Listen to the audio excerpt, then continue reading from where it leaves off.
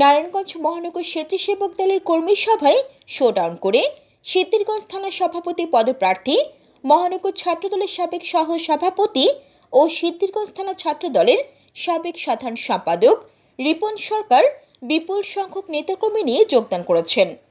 সোমবার 21 জানুয়ারি বিকেলে মহানগরের চাষাডায় মহানগর স্বেচ্ছাসেবক দলের কর্মী সভায় সিদ্ধিরগঞ্জ থানা শাখার রিপন সরকারের নেতৃত্বে বিপুল সংখ্যক নেতাকর্মী নিয়ে বাদ্যযন্ত্রের তালে তালে অংশগ্রহণ করেছেন। দুপুর থেকে সিদ্ধিরগঞ্জের বিভিন্ন এলাকা থেকে স্বেচ্ছাসেবক দলের নেতাকর্মীরা রিপন সরকারের নেতৃত্বে চিটাগাং রোডে জড়ো হতে থাকে। নেতাকর্মীদের নিয়ে বাস যোগে নারায়ণগঞ্জের চাষাডায় গিয়ে মিছিল সহকারে সভা সফল করার লক্ষ্যে কর্মী সভাস্থলে অংশগ্রহণ করেন।